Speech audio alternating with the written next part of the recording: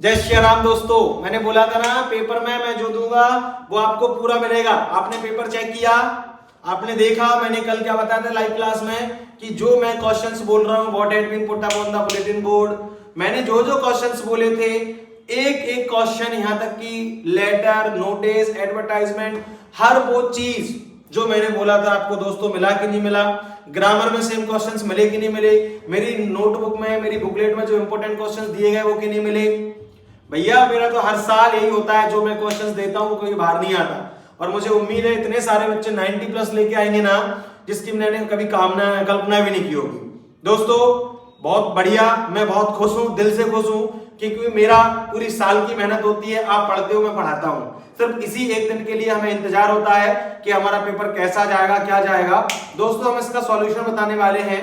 जो बच्चे पेपर करके आए हैं वो एक बार अपने आंसर मैच कर लीजिए कि आप क्या सही करें क्या गलत करें, एक बार जरूर इनको चेक कर लेना। दोस्तों मैं तो बड़ा प्रसन्न हूं कि आपने इतना अच्छा एग्जाम दिया, आप इतना बेहतरीन करके आए हैं, इसके लिए तो बड़ी मुझे खुशी हो रही है कि मैं शब्दों में बयां तो नहीं कर सकता क्योंकि शिक्षक को बहुत खुशी होती है जब वो पढ़ाता है पेपर में आता है ना। जब मैंने पेपर चेक किया तो मुझे बड़ी प्रसन्नता हुई, मैंने देखा कि चलो भैया मैंने जो पढ़ाया वो बच्चों को मिला कि नहीं मिला।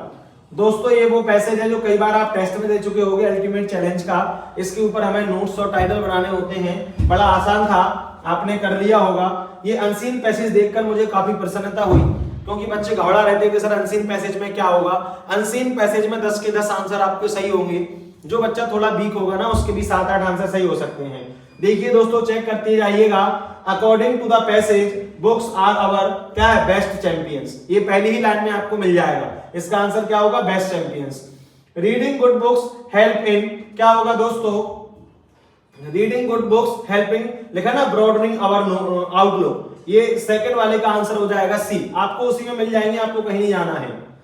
Books differ from friends because they demands nothing, क्योंकि जो बुक है ना बेचारी वो कोई चीज की डिमांड नहीं करती है। थर्ड वाले का ऑप्शन हो जाएगा बी वाला। What has replaced books for many people in modern times, यानी मॉडर्न टाइम में क्या रिप्लेस हो चुका है बुक्स की जगह, तो टेलीविजन एंड मोबाइल फोन्स, यानी कि फोर्थ वाले का ऑप्शन नंबर सी सही हो जाएगा। According to the passage gadgets can not replace the joy of reading, यानी कि फिफ्थ वाले का आंसर सी सही होगा। The passage suggest that reading books dash, answer क्या होगा, आपने क्या हुआ जैसे वेस्ट टाइम होगा या मेक्स पीपल डल होगा या रिड्यूसिंग इमेजिनेशन होगा, इनमें से कुछ नहीं होगा, आंसर होगा D inspire and educate. Seventh वाला देखो, how can reading affect our behaviour, reading हमारे बिहेवियर पर कैसे अफेक्ट करती है, तो हमें वो क्या नेगेटिवली बनाती है, बिल्कुल नहीं। इसका आंसर होगा it can improve thoughts and behaviour, option number B इसका करेक्ट हो जाएगा। The bird cultivate in the passage means, अब देखो कल्टिवेट का मतलब होता है उगाना, ग्रो करना, तो क्या होगा टू ग्रो और develop a habit. What type of literature should one read? Last line में आप देखेंगे आपको आंसर इसका मिलेगा good. The overall message of passage is to avoid books and use technology, to read good books regularly, यही इसका answer होगा to read book regularly। इतना इजी पैसेज था जो कोई भी बच्चा 10 के 10 आंसर कर लेगा। आप चेक करिए आपके कितने आंसर सही हैं और इसमें कमेंट करके बताइए कि आपके कितने आंसर सही निकले हैं। दोस्तों मैंने YouTube पर आपको 5 मिनट की वीडियो दी थी जिसमें एडवर्टाइजमेंट बताए थे मैंने, और एडवर्टाइजमेंट में मैंने आपको बोला था टू लेट या टू सेल, बताया था कि नहीं बताया था। और यहाँ पे मैंने बोला था बाइक सेल हो सकती है, कार सेल हो सकती है, घर सेल होता है, घर का आइटम सेल। इसमें आपको बाइक का सेल करने वाला एडवर्टाइजमेंट दे दिया जो काफी आसान है, फिर आप नोटिस पर जाते ही नहीं। हालांकि ये भी अपन कर सकते थे, इसमें भी कुछ नहीं था। एक नोटिस करना था to all captains of 9 to 12 regarding a meeting on how to improve discipline in your school, यानी मीटिंग के लिए हमें सारे हाउस कैप्टन्स को एक ऑर्गेनाइज करने के लिए नोटिस देना था, जो कि आपने बताया था कि कॉमन लाइन अपने को लिखना है। आप लिख सकते थे बट हमें जब यही मिल गया एडवर्टाइजमेंट तो हम क्यों ये करते। दोस्तों दो इसमें लिए हैं, write an application to your principal requesting him to arrange an extra class of English subject giving reason on half of Rati school captain higher secondary school Satna. कोई बात नहीं, मैंने ये नहीं पढ़ाया, आप इसको छोड़ दीजिए, लेकिन आप देखिए मैंने कांग्रेचुलेशंस वाला लेटर दिया कि नहीं दिया। इनफॉर्मल लेटर में आप चेक करना, मैंने 3 लेटर दिए थे इनफॉर्मल के, जिसमें एक बधाई वाला लेटर दिया था। आप चेक कर लेना बधाई वाला लेटर मैंने पढ़ाया कि नहीं पढ़ाया। मेरे बस इनफॉर्मल में 3 ही लेटर दिए थे। एक दिया था मैंने किसी व्यक्ति को इनविटेशन देने के लिए, एक दिया था मैंने बधाई देने के लिए, और एक दिया था मैंने दोस्त को एडवाइस करने के लिए, जिसमें से अपना बधाई वाला पत्र फंस चुका है, सेम एज इट, और मैंने लिखाया भी बोर्ड एग्जाम का है, पेपर में भी बोर्ड एग्जाम का ही आया है। दोस्तों मैंने ऐसे में आपसे कहा था कि गेम्स एंड स्पोर्ट या कंप्यूटर टेक्नोलॉजी कर लेना, या फिर मैंने आपसे बोला था कि मतलब 3-4 ऐसे दिए थे जिसमें से आप कंप्यूटर का कर सकते थे। Importance of computer in modern age, ये बहुत ही सिंपल था, जो कि मेरी बुकलेट है, नोट्स है, उसमें कंप्यूटर का पैराग्राफ दिया गया है। अगर आपने वो किया होगा तो आप बहुत बेहतर करके आए होंगे। चलिए दोस्तों बात करते हैं ग्रामर की।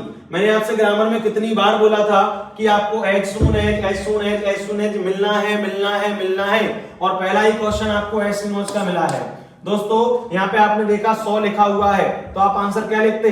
आप लिखते no sooner did the students see the teacher then they became silent. ये बेटा मैंने कितनी बार एज इट, मैंने बोला था आपको मेरे क्वेश्चन याद करके चले जाना, सेम टू सेम क्वेश्चन आया कि नहीं आया? ये देखो मैंने क्या कहा था कि आपको नेगेटिव या इंटरोगेटिव आएगा। आपने अगर मेरी डू एज डायरेक्टेड वाली 10 क्वेश्चन की वो देखी होगी ना वीडियो, तो आपका कोई डू एज डायरेक्टेड गलत नहीं हुआ होगा। देखिए दोस्तों सिर्फ इसमें क्या करना था, नेगेटिव करना था। इसमें ऐसे यस नहीं लगाए तो डिड नॉट से बनेगा, तो बहुत सिंपल आंसर हो जाएगा, he did not shut the door, shut the door. मैंने आपसे बोला था भैया मैं जो देता हूं कभी बाहर नहीं आता है। तीसरा क्वेश्चन है पैसिव वॉइस। मैंने बोला था ये क्वेश्चन पैसिव का आएगा, हो सकता है लेकिन इस पैसिव में बहुत सारे बच्चे गलती करके आए हों, क्योंकि नो के साथ आपने बाय का प्रयोग किया होगा, और नो के साथ आता है टू। मैंने कई बार ही बताया है बच्चों को। हिम का हो जाएगा सबसे पहले ही, फिर होगा भैया इसमें एज, थर्ड फॉर्म नो की होगी नोन, और टू आएगा। नो के बाद बहुत सारे बच्चों ने बाय किया होगा, लेकिन इसमें आएगा टू, और आई का ऑब्जेक्ट हो जाएगा मी। ये मैं टेस्ट में कई बार दे चुका हूं कि नो के साथ बेटा बाय नहीं आता, टू आता है, कई बार मैंने बताया है। ठीक है, ये देखो कितना आसान है, इफ से अनलेस करना है। मैंने आपको बोला था अगर इफ की जगह अनलेस करना हो तो डू नॉट हटा देना, सिर्फ आपको अनलेस लिखना है, डू नॉट हटाना है, आपका आंसर करेक्ट हो जाएगा। ये देखिए रिलेटिव क्लॉज वाला सेंटेंस उन्होंने दे दिया है, बहुत सिंपल है। They found a ladder, it was dragged from its place, यानी कि वे क्या ढूंढ रहे थे? एक नसैनी ढूंढ रहे थे। तो देखिए they found a ladder which लिखा है ना, व्हिच वाज ड्रैग्ड, इट की जगह सिर्फ आपको व्हिच का प्रयोग करना है, बहुत आसान है, जो कि आप कर सकते थे इजीली। फिर क्वेश्चन नंबर आपने 6 देखा, Urmila is very strong, she can do everything. भैया 2 से करना था, कितना आसान है, जिसमें आपको कुछ भी नहीं करना था। क्या लिखोगे आप? Urmila is too strong to do anything, लिखा ना एवरीथिंग। बहुत सिंपल क्वेश्चंस होते हैं।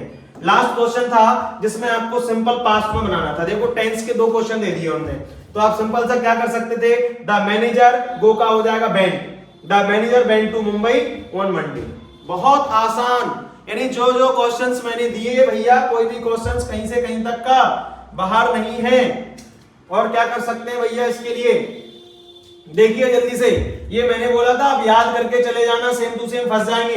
कितनी बार ये क्वेश्चन दिया होगा मैंने, मैं आया, मैं के साथ सो दैट लगा देते हैं, सिंपल सा। ठीक है, इसमें देखो सिंस लगाए तो हैज बीन प्लेइंग हो जाएगा। ठीक है, फिर थर्ड वाला देखो रटा हुआ क्वेश्चन है, इट मे रेन टुडे, कई बार पढ़ाया होगा, सेम टू सेम याद करके जाना। नदी से पहले क्या लगाओगे? गंगा लगाओगे। ठीक है, द प्रिंसिपल एज कहां पर होगा? इन द ऑफिस हो जाएगा। ठीक है, सुपीरियर IOR लगाओ, तो मैंने बहुत बार बोला है टू का प्रयोग करते हैं। और क्लास से पहले क्या आएगा? द होल, कल ही बताया था मैंने, द होल होता है, ऑल द होता है। तो इतने सरल क्वेश्चंस जो बोला था सेम टू सेम याद करके जाना, और सेम आपके पेपर में फंस जाएंगे। चलिए दोस्तों, उसके बाद हम बात कर लेते हैं किस विषय पर? अपना जो एक्सट्रैक्ट आते हैं। एक्सट्रैक्ट में ये अपना कहां से, चलो देखते हैं भैया।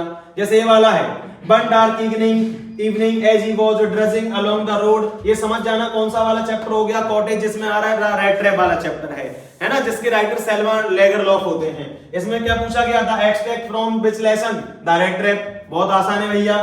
What did the host offer the stranger? उसने स्ट्रेंजर को क्या दिया था? सपर एंड तमाकू दिया था कि नहीं दिया था? दलिया परस दिया था, तमाकू दे दिया था।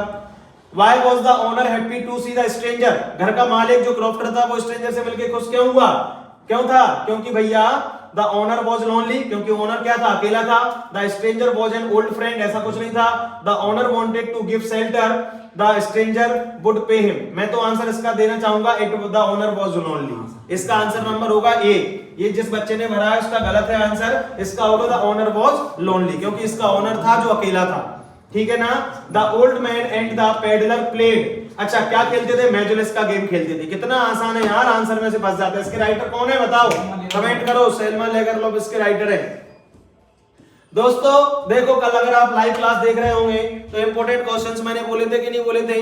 पूरे same to same. What had been put up on the bulletin board कितनी बार बोला होगा? डॉगलस। मैंने थर्ड चैप्टर से मात्र 2 क्वेश्चन इंपोर्टेंट दिए थे, जिसमें से क्वेश्चन नंबर 4 सेम लिखा हुआ है ना। फिरोजाबाद वाला कल क्वेश्चन मैंने बोला था, गांधी जी का 25% कल बोला था, सुब्बू वाला मैंने कल बोला ही था, पॉजिटिव व्यू इंटरव्यू, यानी सारे के सारे क्वेश्चंस आपको एज इट हैं। आप आंसर चेक करिए। दोस्तों आपका पेपर बहुत बेहतरीन गया होगा, इसकी मुझे उम्मीद है ना। इससे ज्यादा मैं आपसे क्या बोल सकता हूं। मैं बड़ा खुश हूं आपका पेपर देख करके, आपने इतना अच्छा सब कुछ किया है, इसके लिए मैं आपको कैसे धन्यवाद दूं। बहुत बहुत बधाई, शुभकामनाएं। आपका पेपर बेहतरीन गया, इसके लिए क्या कह सकते हैं। अब अगले पेपर हिंदी में मिलेंगे। लास्ट पेपर हिंदी का है, जाना मत, कनेक्ट रहना। जय श्री राम, धन्यवाद दोस्तों।